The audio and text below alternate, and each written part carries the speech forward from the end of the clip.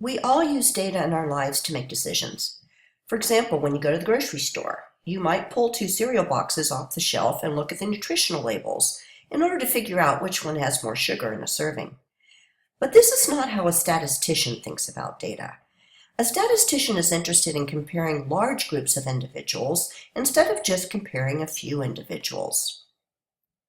To illustrate a statistician's approach to analyzing data, we will compare sugar content in adult and child cereals for a large set of 77 cereals. On the right are our 77 cereal boxes. On the left, the nutritional information from the boxes is organized into a table called a spreadsheet. In this spreadsheet, each horizontal row describes a single cereal. For example, row 3 describes the cereal All Bran. It is an adult cereal with 5 grams of sugar in a serving. Row 7 is Apple Jacks. It's a child cereal with 14 grams of sugar in a serving. Now when we click on a row, you can see each cereal box on the right that's connected to that row. So clicking down the rows is like, well, it's like scanning through a stack of cereal boxes.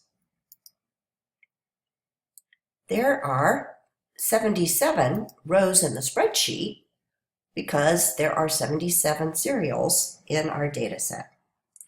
Now, obviously, a spreadsheet helps us organize the nutritional information, but it doesn't help us compare the sugar content in adult and child cereals. Organizing the data into a graph is going to help us do this. So let's start by separating the cereals into two groups, child versus adult. And then within each group, we'll put the cereals in order based on their sugar content.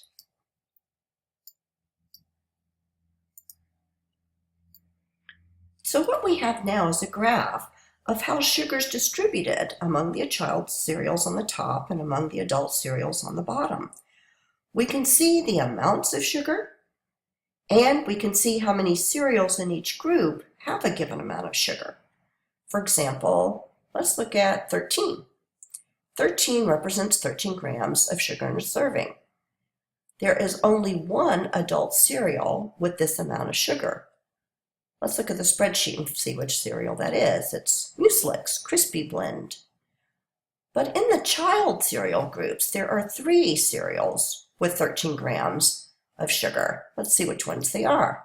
Fruit Loops, Cocoa Puffs, and Count Chocula. Now I'm going to change the cereal boxes into dots. And why I'm doing this is that a statistician's not going to take the time to draw little cereal boxes. She's just going to represent each cereal with a dot. And when a statistician does this, this type of graph is called a dot plot. Now, as before, every cereal in the spreadsheet is represented in the dot plot. And in other words, every dot represents a cereal. The dot plot shows the distribution of sugar in both groups of cereals, and it allows us to make some really quick comparisons. Now, a familiar way to compare the amount of sugar in each group would be to calculate the average. So I'm going to add the averages to the graphs. So we can see that on average, a child cereal contains a little over 9 grams of sugar in a serving, compared to the average adult cereal, which contains a little less than 6 grams. But these graphs, they tell us so much more.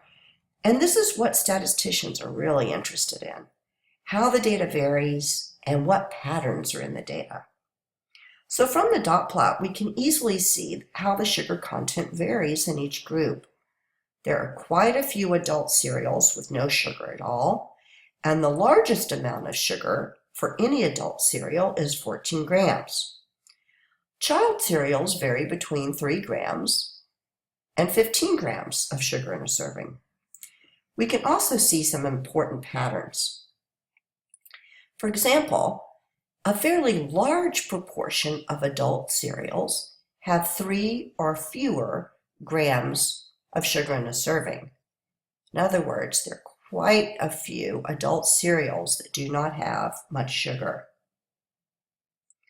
As we move to the higher amounts of sugar on the right-hand side of the graph, the number of adult cereals tapers off. So as we move to the right, there are not very many adult cereals with these higher amounts of sugar. But the reverse is true for child cereals. Even though there are 5 child cereals with only 3 grams of sugar in a serving, when we look at the overall pattern, most of the children's cereals, or at least a very large proportion of them, contain higher amounts of sugar.